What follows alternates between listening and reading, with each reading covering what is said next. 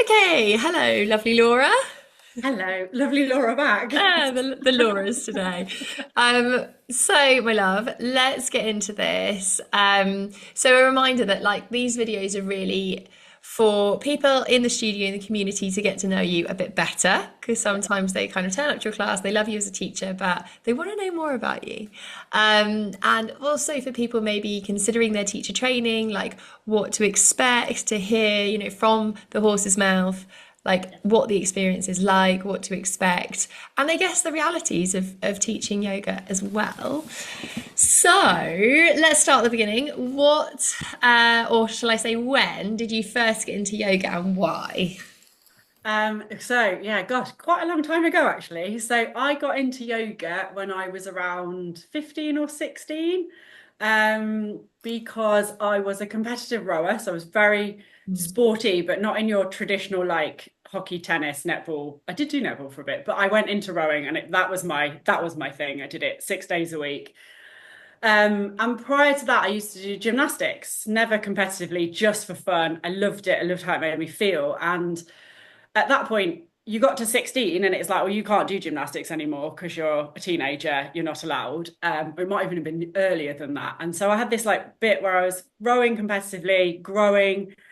I ended up with tight hamstrings. I had to go to an osteopath to sort of like help realign and try and release some of the tension. And I think it was possibly them that suggested try doing some yoga because you used to do gymnastics. So you would have got a lot of flexibility there. And obviously, when you stop, but you're still exercising a lot, you need to balance it out. And that was what led me first into yoga. And I do remember trying lots of different classes and going to lots of them and going, I don't like that. It's weird.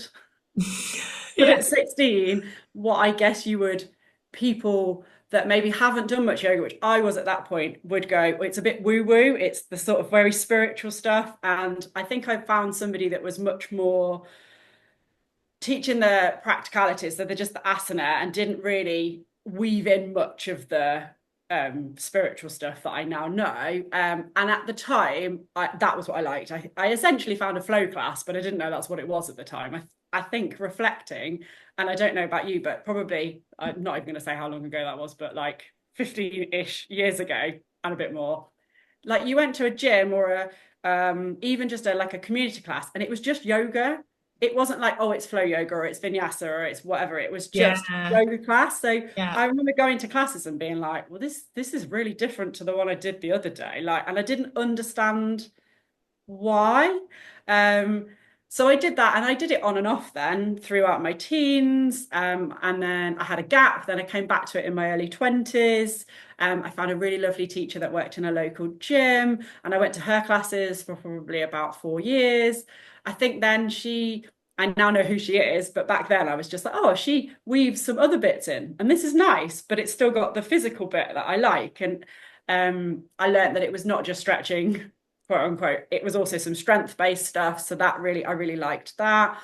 And then I dropped out of it again. I became a real gym bunny, to be honest. Yeah. I used to do like two gym sessions 4 or 5 times a week because I stopped rowing. And by that point, I was in the corporate world. So I was working hard, partying hard, gymming hard. It was all just at 100 miles an hour constantly. And then COVID hit. So it's like a speed forward of like 20 years. But in essence, COVID hit, the gym shut. I couldn't go to work in essence because I got put on furlough. So I essentially just sort of ground to a halt and went, oh, what do I do now? And the gym I went to did do little online classes, which was amazing. But it was all very hit based because it's like, what can you do in your house? Run up and down your stairs, press ups, burpees. And I was like, oh, it's just not my bag. I was much more weights and cardio. So hit was not my was not my cup of tea. So I did a lot of walking, and I found the yoga teacher that I'd went to in my early 20s. I found her again online because she went online, and then that was my reignition of my love for yoga because I started doing it almost every day throughout lockdown. Okay. And she was the first person then that started to introduce more of the different styles because she was no longer having to work in a gym.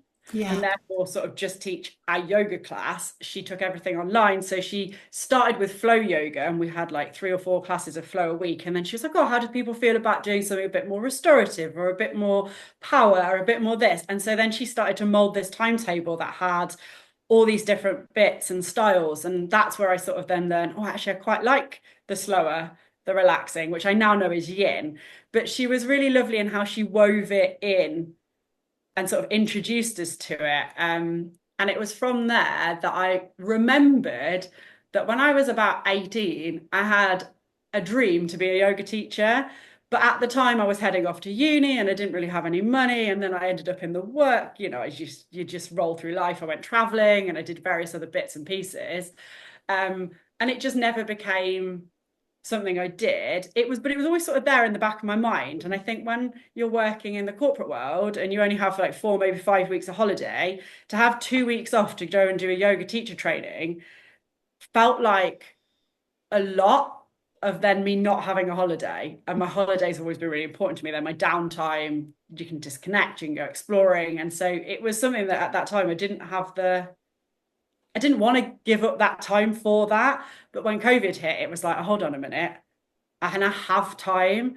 So that's where I started exploring different teacher training options. And straight away, I knew I wanted to do it in person. So that meant I waited. So yeah, that's how I sort of came to yoga It's and then amazing when you say that teaching. that happened like after COVID, because when I think of you teaching, I feel like you must have been teaching years before COVID. It's like it really Yeah, confuses me when you say that, but yeah, makes perfect sense. And that's what I guess one of the benefits of COVID was that people had time to like reevaluate and it yeah, made space for, other practices like that. yeah, But isn't that really interesting, like your journey from wanting the really practical yoga, like yeah, almost stretch fitness, like yeah, not weird, not woo woo. yeah, And the journey that you then go on, like once you get into it, then you kind of need a little bit more of the spiritual because, okay, what's next? And now you're teaching it and you know yeah, so much about all of the different styles. And it's just testament to like what we always say on the training is, just be true to you because it's like people need your style of teaching. So if you want to be a practical yoga teacher, then as in, maybe focus more on the asana and the stretching, quite gym style yoga, then people need that. People need you yeah, because those are the types of classes they will probably start with. And then if you want to be a yoga teacher that is a lot more spiritual, then you go in there because then okay, those practical people aren't going to come to you, but the spiritual people will. And it's just about being true to yourself and not trying to be perfect for everyone because it's just not possible, is it? yeah, no. And I think that's really something I've definitely learned along the way. But equally, I think my style varies a little bit. So depending on where I'm teaching, I notice sometimes I'll be much more practical, much more focused on the anatomy and the physiology, and then other times I'm much more lean into the weaving in the spiritual bit. And I think I do remember the moment where I felt the magic the first time, as in it was probably always there. I just hadn't really connected to it. And it was when I was practicing at home online in COVID. And I was doing it probably 3 times a week at this point. I wasn't quite up to the 5, 6 times a week, but I was sort of getting into it again. And I remember being like, I just feel amazing. And then I go for a walk. And then I remember one day lying down for Shavasana, and all of a sudden, just this immense flood of tears just started trickling. And I remember being like, what is that? Like, Mm, this is so weird in a nice way. Like, it didn't feel awkward, but I just remember sort of getting up and going, well, I've never experienced that before. mm, And the teacher that taught, she talked about it anyway, and I'd sort of thought, oh, I don't get this. Like, what do you mean you might get emotions or you might cry? And mm. then it happened, and I was like, and it did feel like magic. It was like this release that now I understand. But then I was just like, well, it's just a bit magic, isn't it? Like, I just do some movement. And next thing I know, I'm having a little cry, and then I feel amazing again. That's what I feel like teacher training should be called, like magic school, because it's like teaching you how to create the magic. Because, Yeah, yeah, when you go to classes like that and you feel those emotional shifts and releases, And we know like the body keeps the score. So like every event that happens to us in life, good, Yeah. bad, and ugly, it will store in the body. And it's only when we move in a certain pattern of movements and feel safe enough that we'll be able to go there and release, some of that stuck energy out. But when you don't know the science behind frequency and you don't know the psychology of it, like, it can just be like, what is going on? And so, yeah, it's a bit like magic school, I think. So then, what was your biggest learning on teacher training, Laura? I think there's a couple. So what the one which came really early when I had a little flick back through my journal, which was that this realization that you're not alone, that actually what are your struggles and your challenges in life and in your yoga practice. Often there are many other people sat having that same struggle, that same emotional difficulty or just challenge. And I think that was something really profound for me, that when we used to sit in our circles and we have a meditation or we do a practice and then we talk about it. And actually the one I remember reading was around when we talked about a book review, and it was like, God, even just talking about something that seems quite simple, like talking about how you experienced a book, can actually bring that sense of connection and the fact that actually you're not alone. And I think for me, I know throughout my life when I've had really hard times, the one thing I always struggle with is I feel like I'm the only one there, and there's not that, there's no one else out there feeling like that. So then I tend to isolate myself. And I think for me, what's been really powerful, one of my key learnings was actually we almost have um like a not a purpose, but like a sort of responsibility to actually speak up and open out about what we're struggling with, not in a like, oh, woe is me way, but like in a, this is really tough and this is how it's making me feel and I'm struggling and I don't necessarily need you to do anything. I just need you to listen and to share that with me for a little bit. And what often you find is then somebody has a similar experience. That I think bridges that bit of connection. And I was thinking about it and I was like, oh, was it the, like, I almost wanted to be like, oh, it was about like one of my best moments was like the group of people. And I was like, and it totally was, but actually it wasn't, it was the connection we got at those moments where we shared stuff. Mm. And even if you didn't vocalize it, just that sense of like, I'm no longer alone. Actually, like the people in this room, whether it's the teachers or the students that you're learning with, are also having similar challenges. And that was really powerful. Totally. And I think like that's why as well, I think it's such a privilege to be on the trainings because year after year after year, basically what you start to see is like patterns in the human condition, Mm. right? Is going, Yeah. everybody's story is unique. But a lot of the roots are similar in the sense that upbringing, schooling, culture, will breed a sense of not feeling good enough in different ways, but it's coming from Yeah. that sense of not feeling good enough. And then basically the remedy that we do as a result of that can express itself differently. So whether that expresses itself in isolation or perfectionism or addiction or whatever it is, but it is all coming from the same root. And I think what's so fascinating is when you can kind of hear those stories and then see how they run in parallel and go, can you see how that's coming from that, but you've expressed it that way, but they've expressed it that way, but Yeah. actually all we're all trying to do is X. And suddenly everybody goes like, oh my God, yeah, we're all on the same journey. It's just that it's showing up slightly differently for us, Mm. and how something like yoga can be so healing for that, and community, which is what you described. So Yeah. yeah, that is a huge part of it, the group work and the sense of connection, and community that you get from that. And I suppose that's as well why we teach so strongly about sharing in class, right? Because if the teacher can say, well, this is what I felt, this is what yoga taught me, suddenly Mm. 20 people at a time are going, oh my God, maybe Yeah. that's normal. People feel like this. And that itself is such a gift. And as you say, a duty really to share if you have the bravery to do so. Yeah. And I think that's definitely the one thing. That was my biggest challenge. Like it's as Mm. somebody that's quite extroverted and quite happy to share how I feel in those group scenarios, I do remember standing at the front of the class and you being like, Laura, you need to share from I. And I was like, oh, like, and it's such a different dynamic when you're then the teacher sharing those moments of vulnerability to people that you're teaching. And I think like I remember we all had different moments of like, oh God, this is hard. Like, and it's often not the thing you think's gonna be hard. It's the thing that you go, oh no, this is the one Yeah. I've really got to work at. This is like where I have to be brave, like you say, and courageous and really like, and even now it's something that like I do have to really think about consciously. Like I have to, and I'm much more attuned now to, I don't do it if I don't feel in the right space. So if my body and my emotional well-being isn't in the right space, I don't share. And I go a bit more probably to the practical again, or I share some of the like philosophy, but I stay a little bit away from the sharing from I. But then on other days, like it just comes, and I think it's interesting, and I think it's really interesting what students hear as well. And like sometimes I'll share things and think, well, think that was a bit jumbled up, Laura, like, or I don't know if you said, and then they're the ones that people come up at the end and go, oh my God, what you said, that was profound. And I'm like, oh, okay. Like, really? Because that Yeah. was the one I thought was really jumbled, not the one I'd sort of thought about. So again, I think it's really interesting. It just shows people hear and take what they need from the class, and what isn't relevant to them often just it's part of the class. It just flows through them.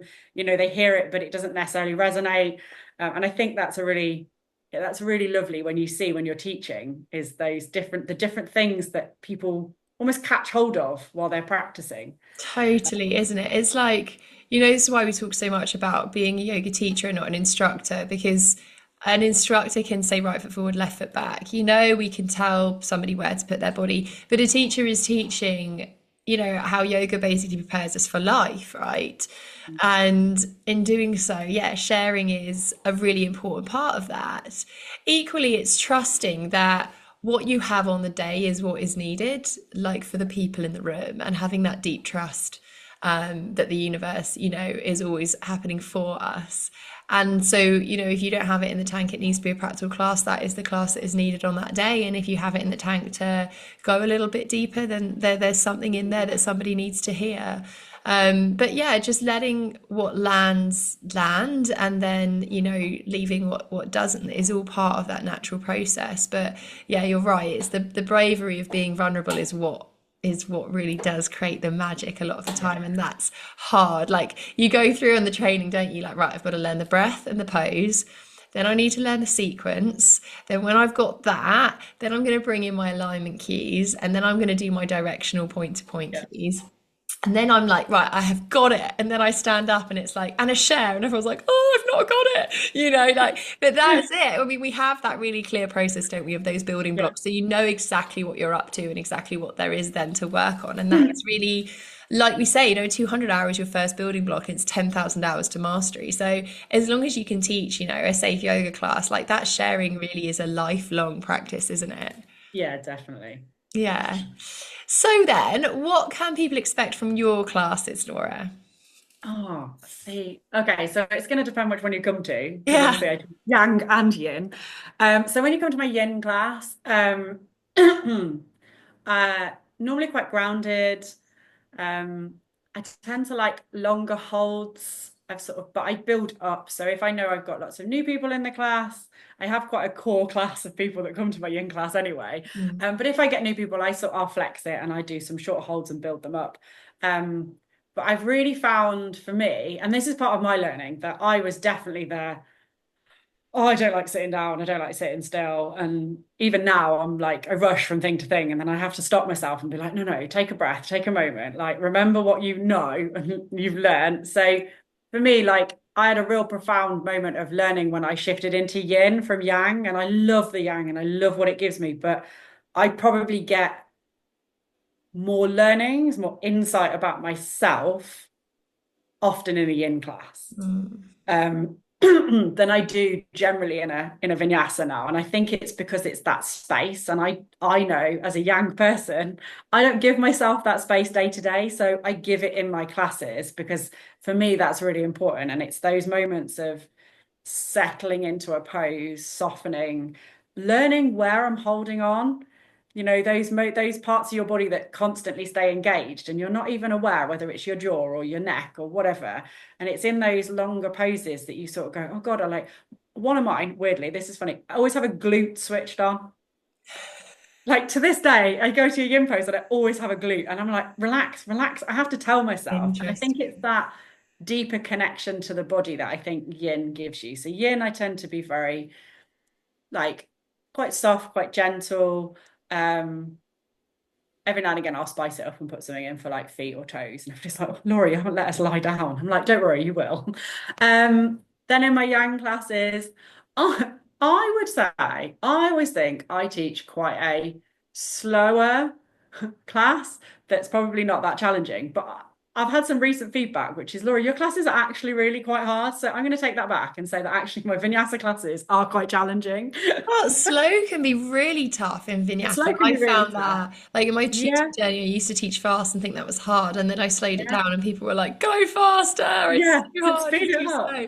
Yeah, Um, I quite like to weave in some balance holds because again, I think that throws up a lot of for me, it's where I learn a lot. So like arm balances inversions are the ones that I tend to get a lot of challenge from.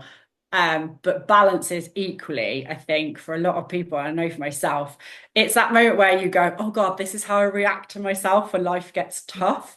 Because I think once we've sort of been to a few classes and we get the like the warrior ones, the warrior twos, the sort of the sun A, the sun B, and we get the basic sort of poses that come up in most classes that you go to, whether it's at Soul Sanctuary or somewhere else, everybody sort of goes, oh yeah, I know what those are. yeah, For me, I was always like, that's quite an anatomical, yes, if you're holding them, it gets harder. But I think as soon as you throw in a balance or a transition that's a bit different, that it creates this new challenge, this change that's not the routine of, oh, I know where my body's going, I know the flow. And it's like, no, I'm going to bring in a different routine, a different way to get there. And all of a sudden it's like, oh God, I now know I get frustrated when I lose my balance or yeah, when X happens, this is what comes up. And I think for me, that's what I really took from my one of my teacher training is it's like I suddenly had this realization of like, oh God, that's my thought. Like when I take all the layers away, those are the like base thoughts that how I'm talking to myself. And that's not how I want to talk to myself. So that's then when I get to practice reprogramming those thoughts. And for me, it was always things like arm balances and one like leg balances that brought those challenges. So I tend to add like everybody's always like, oh God, Laura's doing tree. We're going to be here for ages. And I'm like, yeah, because you can do tree for 30 seconds. You're like, oh yeah, it's easy. I'll move on and blah, blah, blah. And I can do a tree. Whereas if you're there for a minute yeah. or longer, it's like, oh, okay, now I start to see where my mind goes, where my body needs to switch on slash switch off. And I think that's the power. So yeah, so I try and teach quite energized. I try and bring some fun to it. But also I like to add in some sneaky challenges in terms of slightly longer holds woven Yeah. in. Well, you have that amazing combination of you have got such an upbeat, bubbly personality and you are an open book, but also you've got so much experience and training and qualification in coaching, right? And Mm, like human behavior, that you've got that lovely combination of, teaching the flow, making it lighthearted, but then asking those really important questions because I think like from my experience of you is that you've got incredible, like you're very high self-awareness, like you're really curious about why does my mind do that? Why do I do that? Where does yeah, that come from? And I think that makes an excellent teacher because naturally by asking those questions you come up with some answers and then to be able to share that in class and study them and give the reasoning behind it, attaching that to a simple balance pose is really insightful. So yeah, I know your reviews are always epic of your classes, so definitely go along to Laura's classes. And so what's your balance? So you obviously teach a couple classes a week for us, Laura, and yeah, then you teach your own classes too, and what else yeah. do you do? Yeah, so I teach a total of 4 classes at the moment. It's dropped down a bit because I took on an employed role as a wellbeing coach. So really, been doing that for about 7, 8 months now. And I'm really excited because it's like it merges the two things. And Mm, I was really trying to do I went gung-ho into self-employedness, not necessarily through choice, but because I got made redundant in the pandemic, I chose And it was definitely a choice. It was an opportunity. I took time out and I did, as you say, I did my coach training and then I did my yoga teacher training. On reflection, I should not have done them both at the same time. It was like having the most intense therapy of my life for like 6 months. And I think I've still, even now, 4 years on, like some of that is still percolating because it was such a lot of information. But it was also really profound. So, and then I decided to set up a business. So I did full-time self-employed. And I think probably my learning from there was the fact that actually yoga and coaching are like, to lots of people, are two separate things. I know how much they cross over, but trying to meld those things together when you're trying to build a business from scratch is almost impossible. So I ended up building the yoga more and sort of leaving my coaching a bit more like on a pro bono basis, doing little bits here and there. And then realized I needed some more hours because I'm doing a postgrad in coaching and I need to write my dissertation. And I was like, oh God, I don't have enough hours in terms of that bank. So again, it's like one of those moments where the right thing comes along at the right time. And I happened to see the job for wellbeing coach. And I just thought, do you know what? The pay is terrible because it was through a charity and it's then now connected to the NHS and it's not what I would like it to be. But it was all about the experience and actually it's what it gains me in another way. And it came along and I went for it. And you know what? I've had such an experience coaching a whole different set of people because obviously I came from the corporate world doing leadership development and coaching in the corporate world. And now I'm coaching most of the people I coach aren't from the corporate world. They're just sort of people that are struggling in life. I have a real interesting divide actually between people that are much older, so like retirement age, and people that are like university age. I actually, interestingly, haven't really coached that many people in the like, I don't know, sort of your midlife, you're like late 20s to sort of mid 40s. Everybody's either side of those. So that's been really interesting experience. So yeah, so I coach, I teach yoga, and that's my sort of business side at the minute. And I'm working towards a postgrad, so studying and all that jazz. So life's not very exciting in that sense at the moment. But when I'm not doing those things, I love to be outside. I like to be out walking. Signed up for a crazy challenge to walk the Worcestershire Way in like 2 months. So working towards that. It's nothing, I just love challenge. There must be something in the star sign, seriously, because it's like just like to make life harder when it Yeah, whenever you've got a Capricorn in there somewhere that wants to must be have. climbing I the don't know. Well, mountain. Yeah. I'm an Aquarius horoscope or whatever you call it. Like my birth sign is Aquarius.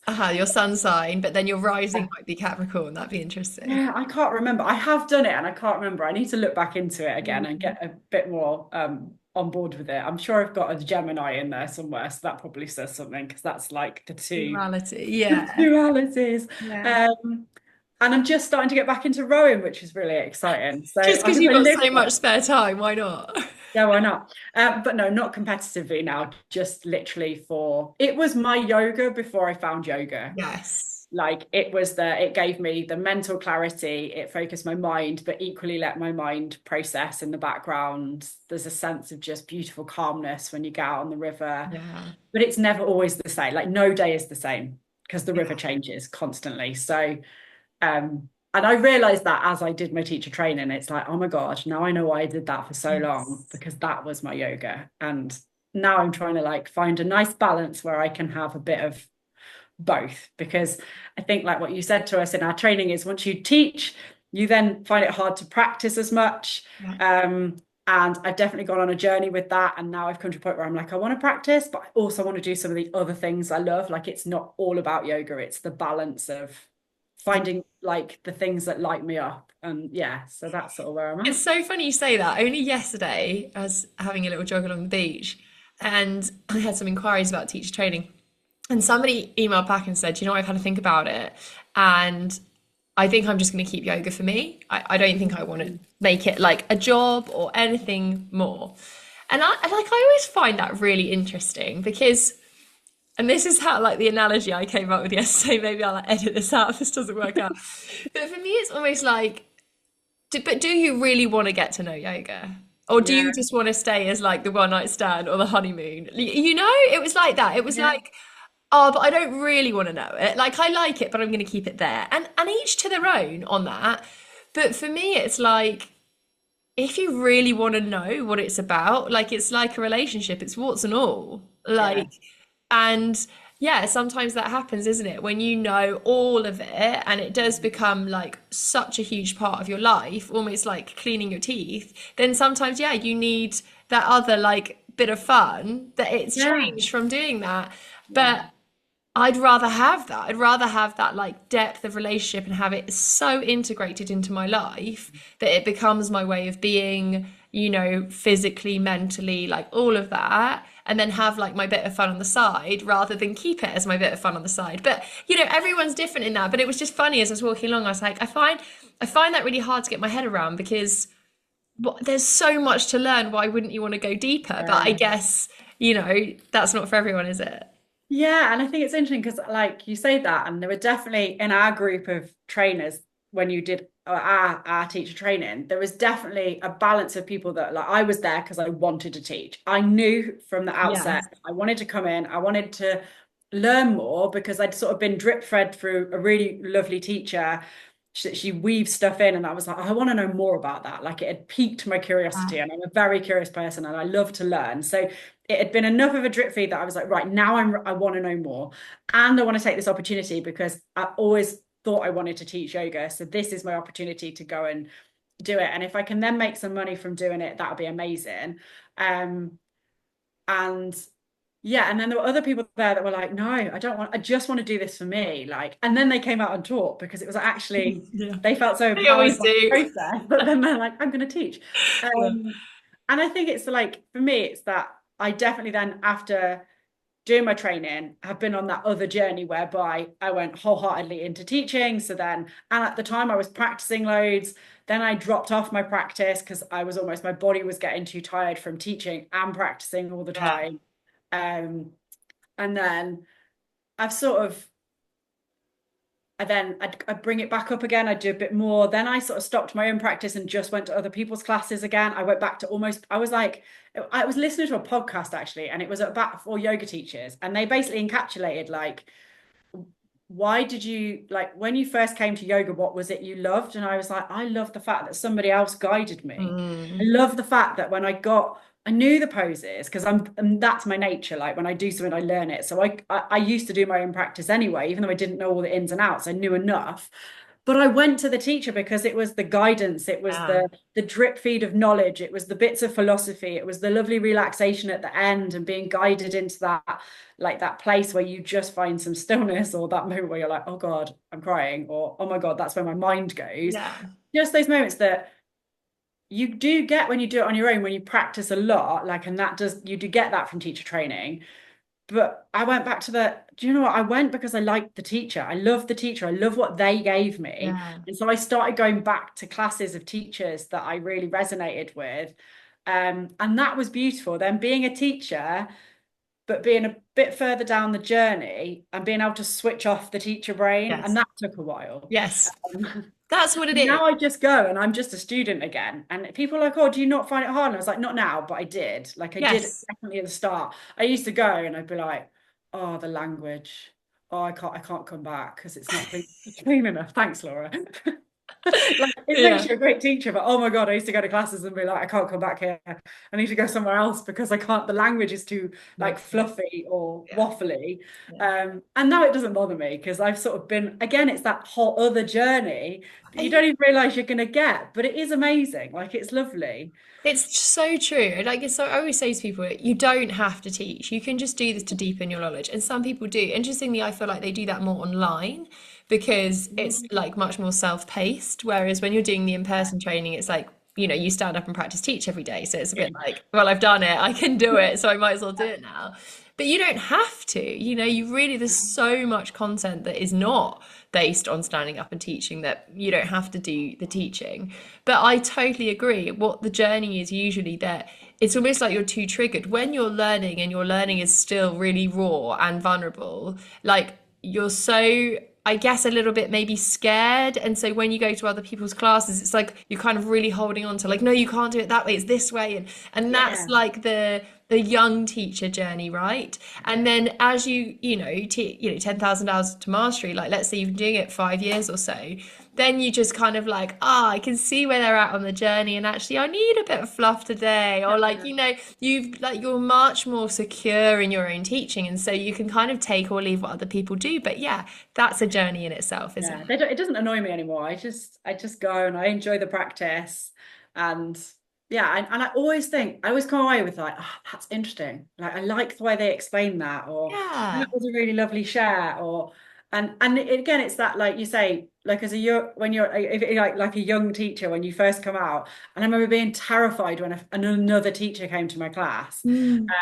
because like one of my other learnings is around I have a real fear of being judged by others. And it's something I really work on. But like now, I almost get excited when somebody comes in and they're like, "Oh, I saw you online and I've come to your class. And by the way, I'm a teacher." And I'm like, "Oh, I'm so pleased you're here because it means you're giving yourself what you give to others." Like, and that's just beautiful. Um, You want to hold that space for them, yeah, right? and just give it back. And I Yeah. think yeah, it's lovely. So yeah, it's all about doing the two. Ah, well, a beautiful journey, Laura, that you've been on, that you're Thank still you. on Yeah, every it day. has. And we're so glad to have you teaching the studio. And you're taking on another class for us on a Sunday, aren't you? I am, yeah. So I'm going to do Yin and Vinyasa now. So back to, Yay. I'm excited. I haven't taught Vinyasa for you for probably almost 2.5 years now because I did Wow. it to start with. Then I sort of transitioned into Yin, Yeah, um, and I stayed there for a while. So I'm doing two. I'm doing the both now. So I'm really excited about that. that's gonna be nice. And that Sunday class is super busy. So yeah, if you do want to see Laura, come and see her at the studio and book in early because it will get booked up. Cool. Thank you, Laura. Thanks so much for your time. Ah, you're welcome. Thank you.